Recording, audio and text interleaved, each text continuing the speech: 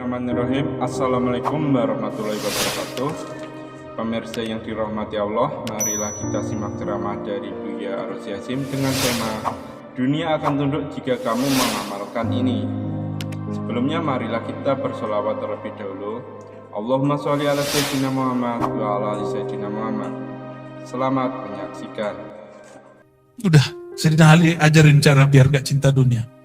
Dunia itu hanya bisa ditolak dengan nama Kholiknya, penciptanya. Maka masukkan nama Allah di dalam kolbu. Ya, baca terus nama Allah, ya Allah. Jadi kalau ada majelis zikir, kita datang seperti kita mau dapat bantuan, Pak. Jangan kemudian, males. Mau siapapun yang mimpin zikir. Kalau udah ada majelis zikir, di mana saja, hadiri. Karena itu melatih dunia. Cuma masalahnya yang mimpin zikir ingat dunia gitu. Itu urusan dia. Urusan dia, Pak. Ya. Urusan dia itu. Kita jangan suuzon sama orang. Ini antum ciri-ciri antum suka duit. Ada ustadz ngajar, tulis komentar. Atau dalam hati buat komentar. Paling juga karena honor. Berarti otak ente otak fulus. Nilai orang pakai duit mulu. Mana ada orang begitu semua. Paling ngaji hikam begini. Apalagi orang yang bawa nama Allah. Mimpin zikir. Nggak mungkin. Dia butuh dunia. Atau dunia butuh dia. Mana yang benar mana? Kayaknya dunia yang butuh dia ya. Dunia itu kalau nggak ada orang zikir, hancur. Jadi dunia itu kenapa melayani orang-orang yang di kolbunya ada nama Allah? Karena si dunia mengatakan, kami akan hancur jika engkau tidak ada. Dalilnya apa? La taqumus sa'ah hatta la yuqalu fil ardi Allah, Allah. Hadis Imam Muslim, hadis sahih. Tidak terjadi kerusakan besar di muka bumi bernama kiamat sampai tidak ada lagi yang mengatakan atau dikatakan, disebut-sebut namanya Allah, Allah. Jadi selama masih ada yang baca nama itu, antum aman. Jadi baik-baik sama ahli zikir ya. Walaupun kita kurang zikir nggak apa-apa, antum baik-baik sama dia. Kata Imam Abul Qasim Junaid Al-Baghdadi, tasdiq ulubina wilayatun sughra. Mau jadi wali gak? Gak ribet, gampang. Mau jadi wali Allah gak? Ini yang ngomong bukan saya nih, Imam Junaid.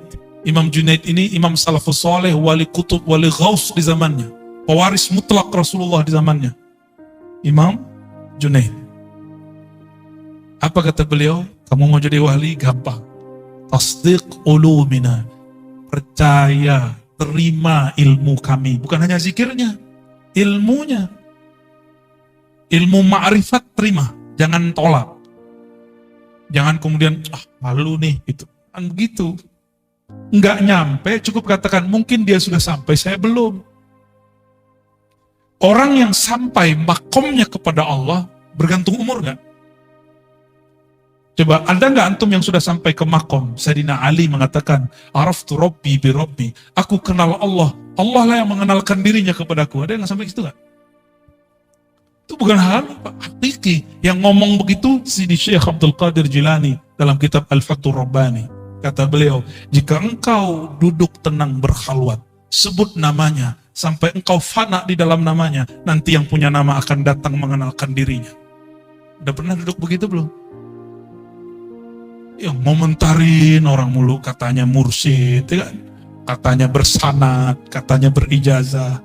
Kalau punya ilmu, udah amalin ilmunya. Jangan komentarin orang terus. Jangan suuzon terus dengan orang. Mulai beramal. Perintah Allah di Quran bukan komentarin orang. Ya ayyuhalladzina amanu dzkurullaha dzikran katsira. Yang perlu diperbanyak bukan komentarin orang, tapi nyebut nama Allah. Kalau enggak akan pernah antum merasakan kedekatan itu. Walaupun umur sudah bertambah. Mungkin yang muda-muda ini, kalau yang tua-tua mohon maaf nih, nggak mau sekarang menyegerakan diri mengenal Allah. Allah akan ganti generasi baru yang mau mengenal dan menyebut namanya. Begitu ancaman. Ancaman Allah. Dalam hadis qudsi ada begitu.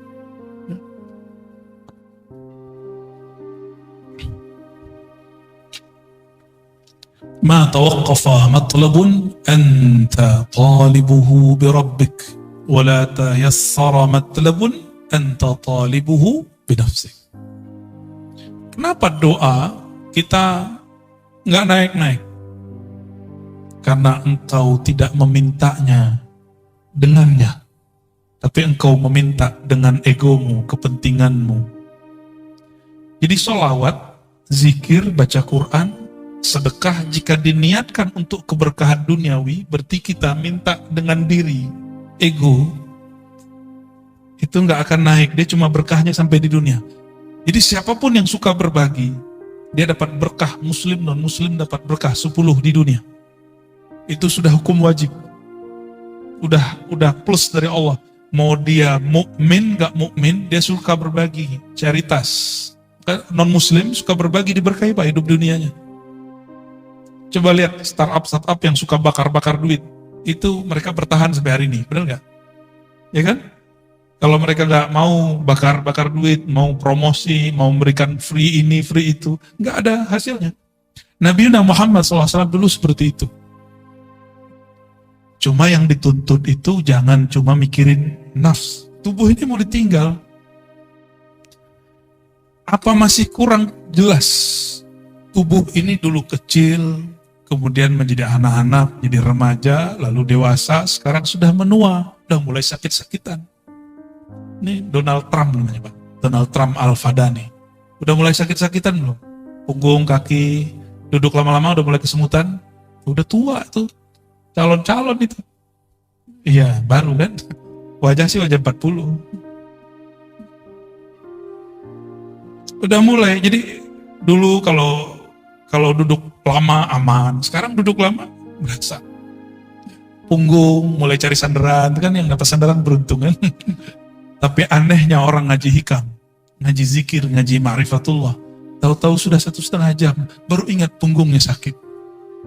Kenapa? Saat itu kolbunya sedang asyik dengan yang menggerak-gerakkan kolbunya.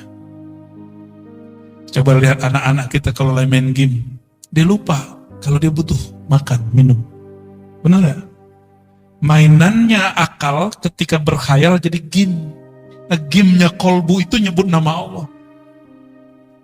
Kalau game biasa ada ini enggak? Apa namanya? Stage 1, 2, 3 gitu ya, benar? Ya. Level 1 tuh, Bapak juga main juga nih ya.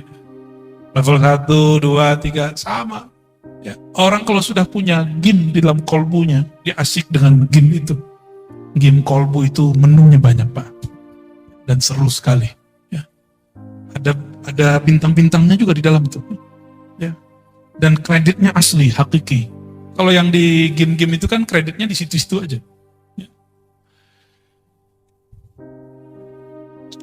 Tidaklah permohonanmu diangkat kepada Allah kecuali engkau membawa namanya. Tidaklah satu permohonanmu dipersulit kecuali karena engkau memohon dengan menyebut dirimu. Jadi ciri-ciri orang doa tapi pikirannya susah. Dia sholat, dia rajin ibadah, tapi susah aja bawaannya. Karena dia yang pikirkan, ya Allah hidup saya susah. Ya Allah, begitu terus. Boleh berkeluh kesah kepada Allah, boleh. Tapi dia lupa nih. Ya, jadi saya agak sedikit beda dengan beberapa motivator-motivator. Kamu doa yang spesifik, biar kasih sama Allah. Ya boleh sih. Cuma emang Allah itu suruhanmu. Ya. Doa itu kan dalam bahasa Arab fi'il amar. Kata kerja, kata perintah. Allahumma rzuqna, ya Allah, rezekikan kami. Kan urzuk itu bahasa Arab, perintah, fi'il amar. Begitu kata Imam Al-Juwaini, diteruskan oleh Imam Al-Ghazali, oleh Fakhruddin Ar-Razi. Apa kata beliau? Beda kita dengan kelompok yang lain. Doa pun juga kata kerja, kata perintah. Terus enggak kamu merintah Allah? Maka kata-kata itu bukan sebagai perintah kita jadikan, tapi kita jadikan sebagai curhat. Maka tadi, coba diingat-ingat Pak, doa itu jadikan tabungan akhirat. Jangan minta diijabah di sini. Kalau Allah kasih ijabah di sini, anggap itu hanya benefit, fawaid. Maksud kita cuma satu. Kenapa kita manggil-manggil Allah, menyuruh-menyuruh Allah? Bukan isi doanya yang kita maksud, tapi kita dilirik oleh Allah. Maka di Quran itu lafaznya ibtigha'a wajhillah, mencari lirikannya, menunggu kita diliriknya. Maka di Quran, di hadis misalnya, salah satu la yazurullah yaumal qiyamah, ada 3 golongan yang Allah tidak lirik di hari kiamat. Kan bahaya itu. Kita ingin dilirik oleh Allah semenjak di dunia. Sekali dilirik Allah di dunia, maka dia akan dipandang terus dengan rahmatnya sampai ke akhirat. Mungkin dalam sholat gak khusyuk, udah cari tempat lain. Mungkin di ibadah berbagi.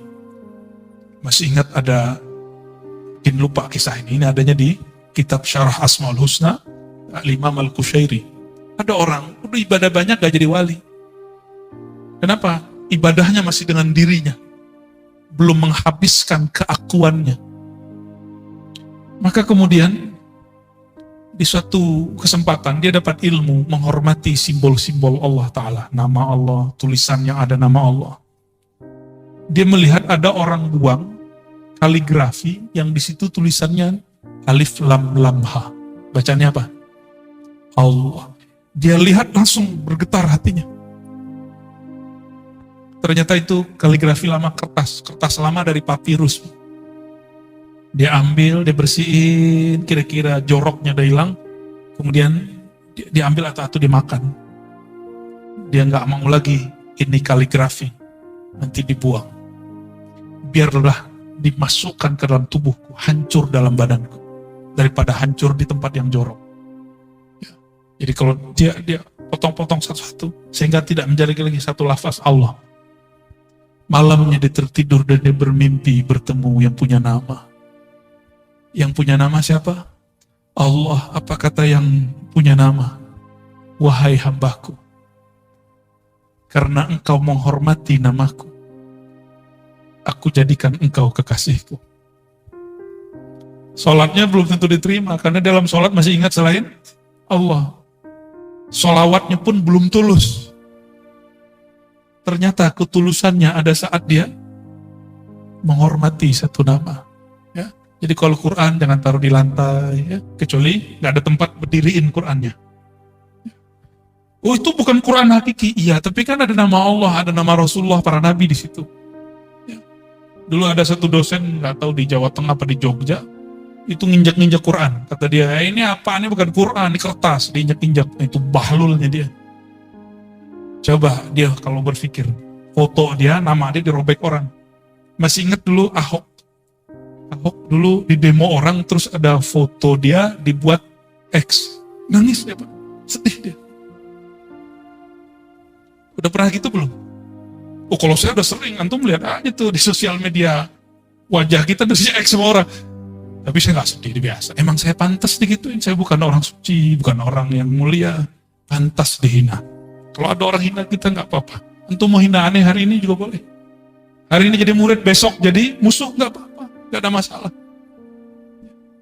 Yang penting Allah meridhoi kita, itu aja. Kita nggak ada masalah. Bercoret 1000 kali juga nggak apa-apa. Yang penting Allah yang menciptakan saya nggak coret saya. Antum aja yang coret nggak apa-apa. Ya.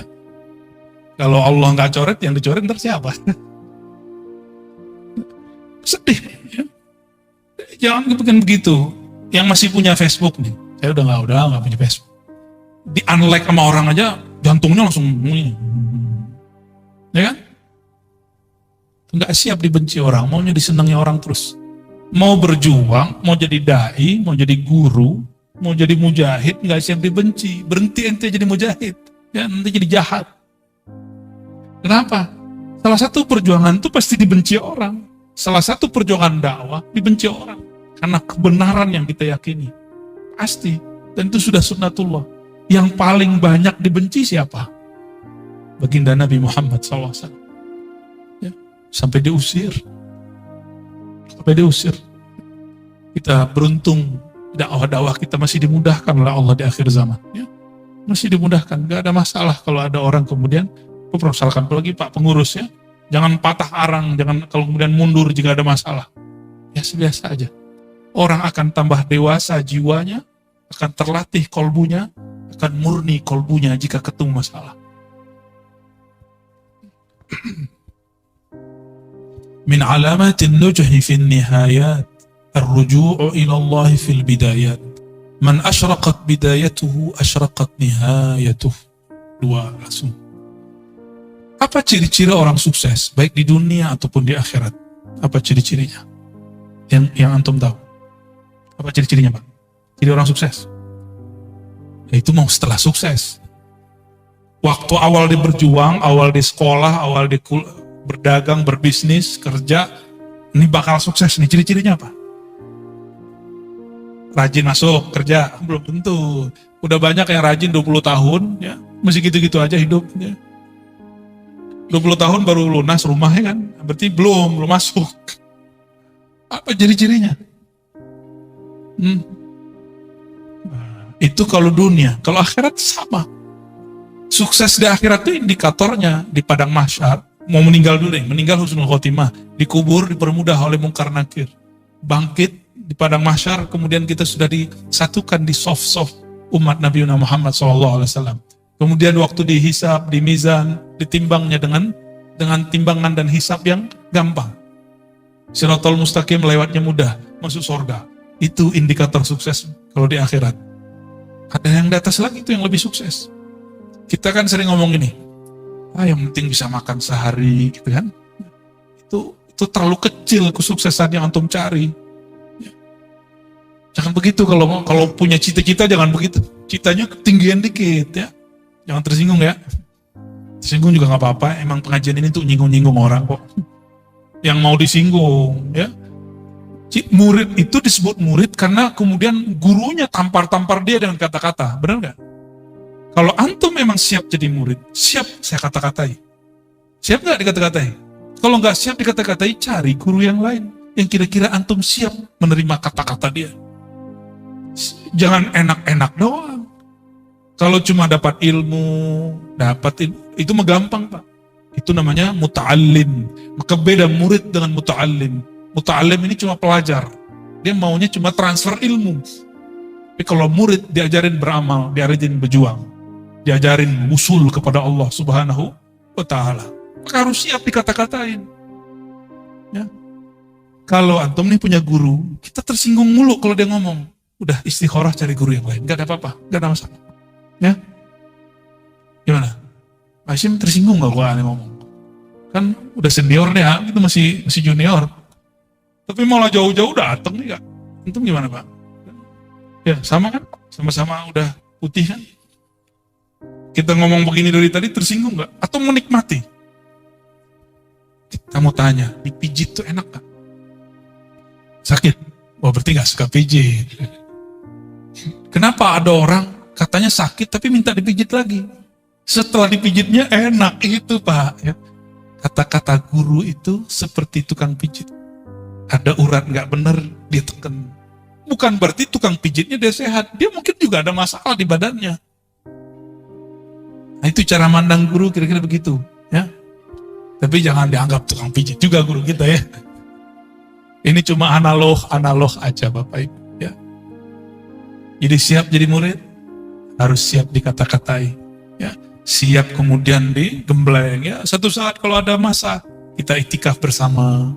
Zikir, ya minimal kalau nggak sanggup 40 hari. Ya 7 hari, 3 hari. Ya. Sekarang kayaknya suluknya harus gaya milenial. Orang-orang, kalau zaman-zaman kita dulu, kalau saya kholwat, nggak boleh bawa handphone, emang nggak ada handphonenya. Ya, makan dikurangi. Yang kira-kira membuat syahwat kita tinggi seperti daging dikurangi. Yang syahwat makannya tinggi protes. Itu ajaran apa tuh ngelarang kita makan pakai daging? Ya, kalau dokter sama food combining, pakar food combining ngomong, kamu jangan makan ini ya. Nggak disebut aliran. Tapi kalau kita buat majelis, kita bilang ke murid, hari ini, 3 hari ini, 4 hari ini, 10 hari ini, jangan makan daging. Banyak yang protes tuh, dianggap itu mengharamkan yang halal. Tapi kalau dokter yang ngomong, kenapa yang diterima? Sejak kapan guru lebih hina daripada dokter? Ya enggak sih, enggak begitu-gitu amat ya. Guru nggak boleh baper lah ya. Ciri-ciri orang yang sukses perjalanannya mendekatkan diri kepada Allah. Apa ciri-cirinya? Ar-ruju' ilallah fil bidayat. Dari awal dia sudah bergantung kepada Allah. Dari awal dia sudah berniat ingin menghabisi egonya. Maka apapun titah gurunya diikuti. Dia rajin beramal. Baru berhasil. Man asyraqat bidayatuhu, siapa yang rajin. Di awal dia masuk bekerja, di awal dia berkhalwat berlatih, di awal dia ngaji. Asyraqat nihayatuhu, maka terang benderanglah ujungnya. Pasti dia sukses. Suksesnya santri, dia terima nih, saya pernah jadi santri, sampai sekarang saya masih menganggap diri saya santri. Maka kalau keluar kota kemana-mana, bahkan sekarang ada guru-guru saya, itu saya senang, ya, masih cium tangan mereka, masih takzim khidmat ke mereka, nikmat sekali. Apalagi kalau dikata-katain, disinggung, saya senang banget. Kamu ntar jangan begini ya. Itu nikmat sekali, karena seperti diperhatikan. Seperti diperhatikan. Nggak ada tersinggung saya. Malah senang. Karena selama ini nyinggung orang mulu, nggak ada yang nyinggung saya. Jadi ketika ada yang nyinggung tuh senang. Tapi kalau guru nggak nyinggung, maka saya cari orang yang nyinggung itu orang yang memusuhi saya. Tapi saya tidak akan memusuhi dia. Kadang-kadang aib kita yang bisa baca musuh. Maka bersyukurlah punya musuh. Tuh ada nggak tuh yang begitu? Hidup tuh indah. Walaupun si musuh ini dadanya sudah deg-degan ya, mau ketemu kita mah biasa aja. Kita nggak musuhin dia. Kolbu yang dipenuhi nama sang baginda, yaitu Muhammad Sallallahu Alaihi Wasallam. Dia sudah tidak ada lagi memusuhi siapapun kecuali dalam nama Allah Subhanahu wa Ta'ala. Man asyraqat bidayatuhu, maka siapa yang rajin belajar di awal, maka jadi ulama di ujung. Rajin beramal di awal, maka menjadi zahid, menjadi amil di akhir. Rajin bermakrifat di awal, maka dia akan jadi wali Allah di ujung. Mastudi'a fi ghaibis sarair, zahara fi syahadatiz zawahir. Mau tahu isi hati orang, gak perlu pakai merem-merem, Pak. Gak perlu pakai wirid 1000. Mau tahu? Duduk sama dia agak sesaat. Apa obrolannya? Ya, beberapa waktu. Kadang ada orang yang nyamar jadi ahli dunia. Tapi gimana pun dia mau nyamar, nanti akan keluar. Dia sebut nama Allah, dia sebut nama Rasulullah. Hatinya kemudian luluh. Berarti dia lagi nyamar. Sebagaimana ada orang nyamar benci dunia. Tapi kalau sebut dunia matanya berbinar, ya. Katanya benci ini, benci itu. Saya nggak bakal beli ini, nggak bakal beli itu. Tapi kalau ada orang lewat pakai mobil itu, mobil ini, nyesek dadanya. Ya, ada orang yang ngata-ngatain saya dulu, Pak, ada. Saya nggak bakal beli ini. Tahu-tahu nggak ketemu kita, udah beli. Ya. Saya mah seneng. Coba ketawa aja kalau ingat ya. Maka sama dunia itu nggak usah kemudian bilang benci-benci. Cukup katakan aku cinta Allah, nggak usah bilang benci dunia. Nggak usah bilang benci dunia, munafik kita nanti. Ya, toh ada kecenderungan kepada dunia, benar nggak? Maka saya tidak akan bilang saya benci dunia. Ntar dunianya nggak mau datang sama saya juga. Ya, kita cukup mencintai yang ngatur si dunia. Mastudi'a fi ghaibis sarair, apa yang ustudia, yang tersimpan di dalam gaibnya sir seseorang. Di dalam diri kita ada sesuatu kalimat cinta benci yang tersimpan. Zahara fi syahadati zawahir, akan muncul, akan keluar dengan persaksian yang zahir, baik dari kerut wajah, cahaya muka, lidah, kata-kata, kecenderungan hati, dan lain sebagainya. Itu akan muncul. Ya. Nah, itu pertanyaan kita tadi. Kalau dalamnya teh, pasti keluarnya teh. Kalau memang di dalamnya bertahta nama Allah, pasti keluarnya tentang Allah. Jika di dalamnya tentang Nabi Muhammad, pasti keluarnya kerinduan kepada Nabi Muhammad. Jika di dalamnya bukan dua nama ini, maka pasti yang keluar itu syaitan baina may yastadil. Nah, ini bagian terakhir ya. Ini ngebut nih Pak, biar cepat selesai hikamnya. Karena kalau pakai model yang sebelumnya, yang di yang mulai jam 12, jam 3, itu satu bisa 1 jam, bisa 2 jam, bisa 3 jam, bisa sehari semalam. Nah ini kita kebut, karena ada orang yang gak sabar pengen cepat khatam. Syattan baina man yastadillu bih aw yastadillu alaih. Beda ma'rifat intelektual, ma'rifat ahli kalam, ahli tauhid, ilmu akidah, dengan ma'rifat ahli ma'rifat kewalian. Jadi beda ilmuwan dengan wali. Apa beda ma'rifat ilmunya? Tukang debat dengan orang yang bermakrifat dengan rasa, itu bedanya apa? Al-mustadillu bihi arafa al-haq li ahlih wa asbata al-amra min wujudi aslih. Orang yang bermakrifat dengan ilmunya para aulia dan para anbiya, dia berdalil tentang Allah, mencari ilmu tentang Allah bukan dengan mencari selain Allah. Cari dalil, tafakur ke alam, tadabbur alam, enggak. Kan sekarang namanya tafakur, padahal asalnya ya, yang benar tafakur alam ya. Orang sering nyebut tadabbur alam ya. Ini itu macam-macam. Surat sekian, ayat sekian, ya oke, itu oke. Itu namanya teori ilmu pengetahuan.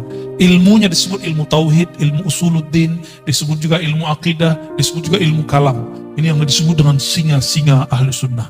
Jago debat. Saya nggak mau Pak disebut singa, walaupun ada orang ngirim video ke saya, kamu singa Aswaja ya? Enggak, saya nggak singa ya. Saya bukan singa. Oh maksudnya bukan itu, enggak mau disebut singa. Mau apa aja, mau majazi, mau hakiki, nggak mau. Ya. Karena singa itu karakternya apa? Buas. Benar. Imam Ghazali, imam yang saya jadikan panutan, beliau mengatakan, hati-hati dengan karakter buas, namanya sibaiyah. Kalau orang buasnya preman, dia nyari lawannya lawan fisik. Jawara dia. Kalau premannya preman ilmu kebatinan, dia cari lawan, orang tuh nguji-nguji ilmunya. Ya saya bukan singa, saya nggak masuk gitu Pak. Jadi yang punya sihir, nanti jangan uji-ujian, ini nggak masuk ya. Nanti yang turun tangan nanti Allah. Kita nggak masuk ya. Kalau orang kemudian dia singa, punya karakter apa? Karakter buas, karakter menyerang, dia punya ilmu, punya dalil, punya kitab kuning, punya hafalan Quran dan hadis, punya kemampuan bermantik. Maka dia gunakan semua ini untuk menyerang orang berbeda dengan dia. Apakah itu yang berbeda aliran, berbeda pemahaman, apalagi berbeda pendapatan? Akan begitu. Berbeda kemasyhuran, bagi dia musuh. Itu karakter buas itu begitu. Beda popularitas, serang dia. Ya, beda paham dikit, serang dia. Akhirnya saling serang. Maka saya mohon maaf, tolong jangan sebut-sebut saya singa Ahlus Sunnah. Kita pun belum pantas disebut benar-benar Ahlus Sunnah. Kita sedang belajar, mempraktekkan, mengamalkan ajaran Ahlus Sunnah. Oh kalau ada orang mengatakan dia benar-benar Ahlus Sunnah, silakan. Saya justru sedang belajar mempraktekkan itu. Ya, sedang berusaha bermujahadah. Kalau ada yang sudah jadi panitia kebenaran Ahlus Sunnah, silakan. Saya nggak masuk ya. Kita nggak ada urusan dengan itu. Dan jangan ikut-ikutkan Ar-Razi. Ya, kita nggak masuk. Ya, karakter ini yang harus kemudian dijinakkan, menjinakkan hanya karena yang ilmu ini dulu dikembangkan oleh Imam Ghazali, ilmu singa ini. Dulu Imam Ghazali itu kan disebut Hujjatul Islam. Gelar singa itu dulu, gelar bahasa Arabnya Hujjatul Islam. Yang hujahnya kalau dia berdalil, dia berdebat, pasti orang kalah. Nyari lawan terus, Imam Ghazali itu nggak ada lawannya. Tapi kemudian beliau bertemu gurunya, Sidi Syekh Abu Ali Al-Farmadi, wali kutub di zamannya, dididiklah Imam Ghazali. Sehingga singanya berubah menjadi jinak. Kalau bahasa kampung kami lebih gawat Pak ya. Kami itu dulu kalau khalwat 40 hari kata guru, itu yang masuk khalwat bukan orang ya, anjing liar gitu bahasanya. Kalau singa kan sulit bayanginnya, karena singa jarang muncul di kampung kan. Ya, bener, tanya ke guru-guru saya nih berdua. Orang dulu kalau ikut mujahadah, zikir, itu gurunya ngomong apa? Itu yang masuk tuh anjing liar. Emang liar kok. Ciri-ciri anjing liar, diajak ke kanan, dia ke kiri. Dan mohon maaf, mau anjing, mohon maaf nih, mau kucing, mau babi, mau ayam, mau apapun, itu tunduknya pakai apa? Makanan. Tunduknya pakai makanan. Nah, maka cara untuk melatih jiwa tadi, jiwa puas, jiwa tamak, puas akan diri. Puasanya orang debat, jangan debat. Puasanya orang banyak ngomong, kurangi ngomongnya. Kalau sekarang saya kan gak boleh puasa, Pak. Emang diminta ngomong tuh. Orang bijak itu bukan di saat suruh ngomong terus dia gak ngomong, bukan begitu. Di saat dia harus diam, dia diam. Di saat harus bicara, dia bicara. Itu bijak, insya Allah. Ya.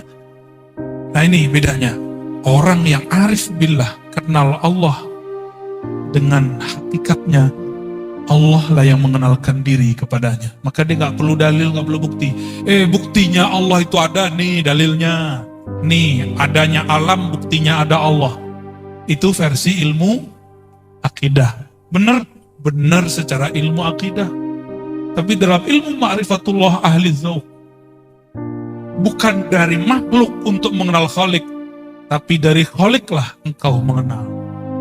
Dibalik, ya. Pilih mana, Pak? Pengen yang cara debat-debat, ngitungin dalil, ngapalin nomor, atau langsung rasain? Langsung rasain aja. Nah itu namanya talqin zikir, belajar ilmu tentang yang punya nama. Ma'rifatullah. Ya. Lebih enak, lebih gampang, lebih ringkas.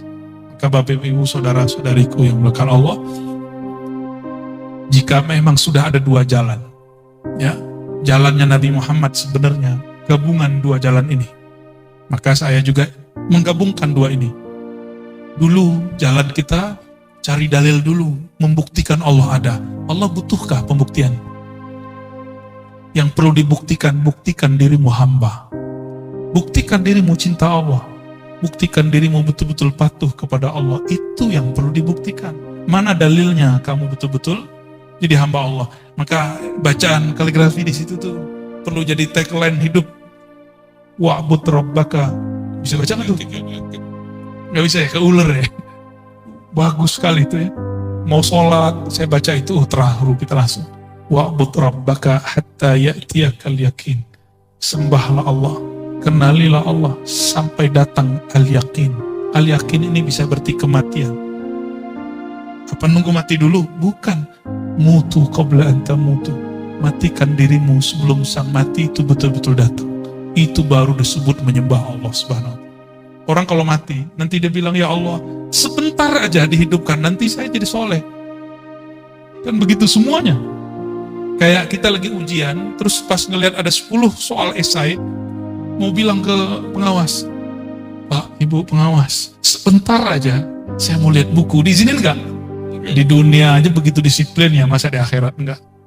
Mumpung ujiannya belum ada, ujiannya nanti cuma 2 pertanyaan dari malaikat mungkar nakir, itu pengawas ujian di alam barzakh. Pertanyaannya 2. Man rabbuk? Siapa yang engkau jadikan Tuhan? Siapa Tuhan?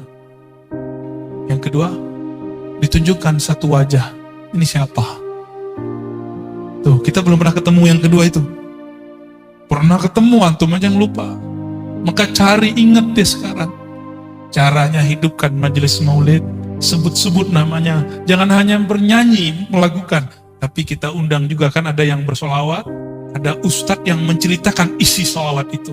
Apa yang dibaca, sehingga nama-nama yang disebut di situ masuk ke dalam hati. Itu anjuran. Jadi idealnya majelis solawat begitu. Kalau mengundang orang, request, menceritakan apa yang ada di kitab Barzanji, di Bai, itu yang kita minta. Ya. Jadi membaca, dengerin di Bai itu betul-betul berasa di kolom-kolom.